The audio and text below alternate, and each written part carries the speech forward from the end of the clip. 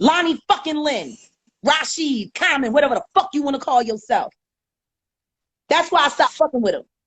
Because, nigga, if you gonna try to stick your dick in my mouth while I'm asleep, there ain't nothing you won't do. I don't even know why he running around here, parading around here with all these public relationships that don't never seem to last. When the last time he actually had a real bitch? You was with Serena, that didn't work out. You was with whoever and whoever. You always got, you know, whoever's hot dating you, but the shit don't last long. He ain't been right since fucking Lauryn Hill left him anyway. Then he got with Erica after I fucking spurned him. He hated my ex-husband for I don't know how long. No matter where we bumped into each other, he wouldn't even look my ex-husband in the face. He would talk to everybody, totally real bitch shit. Let's keep it a bean, real bitch shit. This is piping hot, girl. With Erica, and then Erica was jealous as fucking me. That song "Booty" on that second album, that shit was about me. She made that shit up at Black Lily in New York. That your booty may be bigger, but I sure can steal your nigga, but I don't want him. Bitch, you can't steal shit from me. And what you need to be worried about is how you gonna convince Andre 3000 to come back to you finally, because you've been running around here acting like a groupie for all these years. I ain't never met a bitch that got a record deal to become a hip hop baby mom. I've never met nobody that done that. Every baby you got by a different fucking rapper. I know bitches who have babies by niggas to get on, but I never heard about bitches getting on just to be a statistic. Never heard about that. Never knew about that. No, we was fucking all of that shit. I don't know anybody that's ever seen Questlove Amir Thompson's penis. I don't know nobody. Oh, wow. A couple of his girlfriends that he broke up with, that I had to do the breakup for him, because that's what he used to do. When he would break up with a chick, he would leave it for one of the girls to let it jab down gently so he ain't have to talk to nobody. I did two of the breakups. After Maria, I couldn't do no more because I thought he should have stayed with Maria. Maria was awesome. And Maria, if you watching, I'm sorry, boo.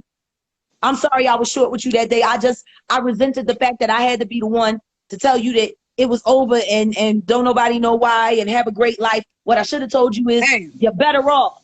Did you see his penis yet? You're better off, because I don't know nobody that's seen that shit. Bro. Why y'all stop talking? I'm sorry. You got your street cred. You couldn't be gangster, so you could be militant. Fuck out of here. Only thing you militant for is pussy, drugs, money, and clothes. And you thirsty for all of them. They fucking dying in the desert of their life for thirst. And I'm done covering. Tariq actually had the audacity to contact a friend of mine right after I got out of jail and while I was in jail, asking, is she okay? Is she all right? Is she okay? Is she all right? Pussy, why didn't you send me a letter? Right. You got enough money, you could have came visit me. You ain't even put no fucking money on my books. That's why I released that song that I wrote for his ass on Bandcamp. You want to know how I felt about that conversation? I wrote a song about it. I just put it up on Bandcamp yesterday. It tell you the whole story.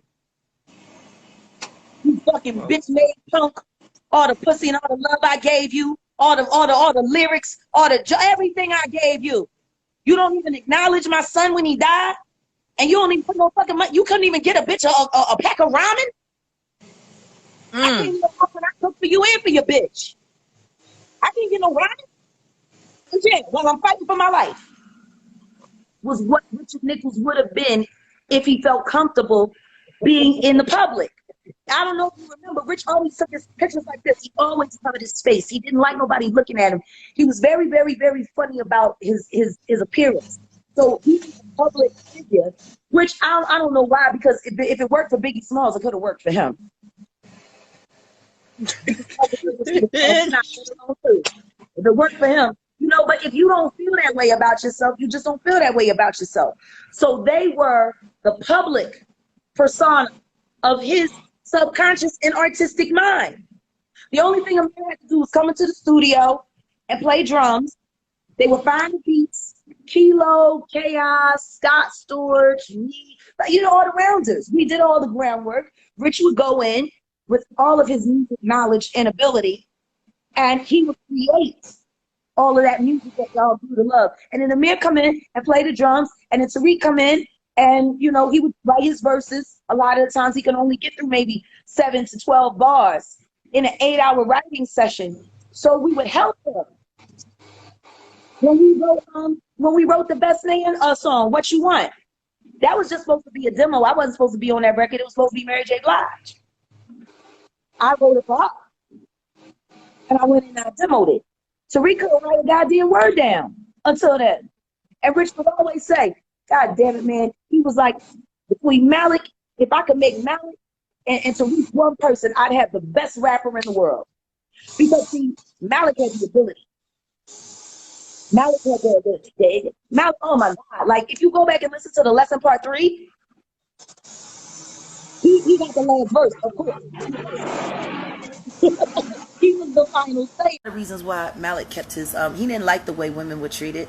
He didn't like the way we were treated. Like I said before, he was the only member of the Roots that, you know, consistently supported Black Lily. So, I mean, and as I have these conversations, there are other conversations that are coming up.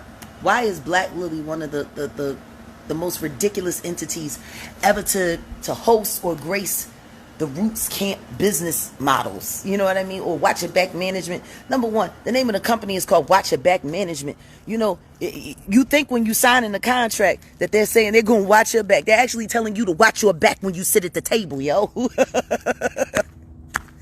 Watch your back. Yeah, that used to be the joke. And the joke was on us who decided not to listen to it. Morning, yay. Commercial, they was mad I got mine first. They was actually mad I got mine first. So I just wanted to come home from Santa Monica, watch the Coca-Cola shoot off me.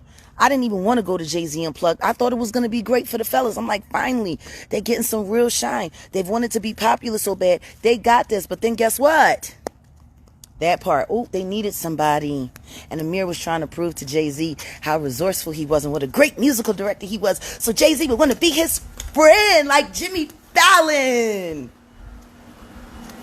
You know, you gotta be careful with niggas that are thirsty for other men's attention. So, you know, that's what happened. They called me up. I said I wasn't coming.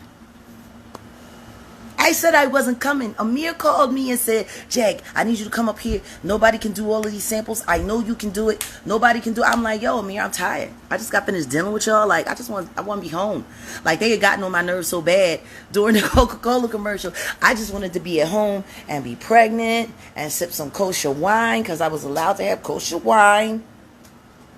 And sip some kosher wine and make me some steak and lobster.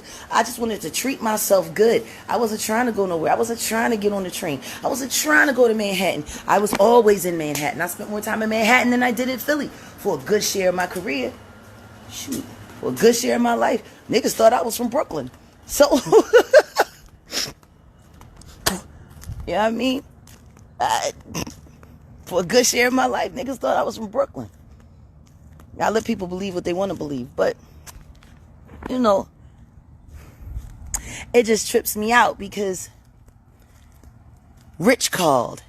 I said, no, this is going to be great for you guys. You go knock it out the park.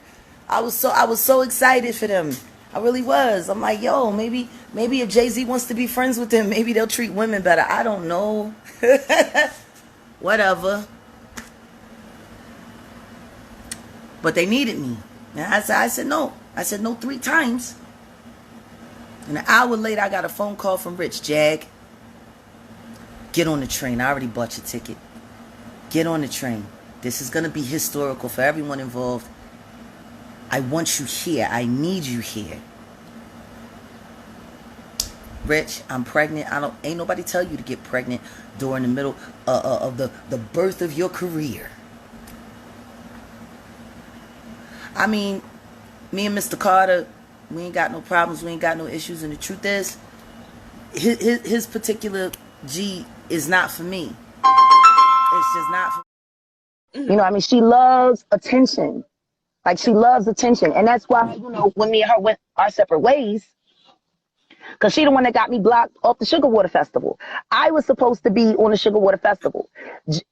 Queen Latifah ain't had no fucking problem with it. Jill had a problem with it. She went to Floetry. You know, Jaguar, she shouldn't be doing this. You guys should be doing this. Me and Natalie was talking about that shit. That's the She was best running girls all. festival. Listen to me. Jill said, how can I be the media darling if Jaguar's on the show? I need somebody that's not as interesting as me. What? Yeah. Kara Lewis, our booking agent over at William Morris. She the one that told me. Shout out to Kara Lewis. Thank you for giving all of us work. Thank you for giving all of us work and getting all of us paid like a motherfucker for all them years. But yeah, she told me, she was like, Jill put in the bid. And because Jill had the celebrity at the time, you know what I mean? They gon' bend to her will. Right, right.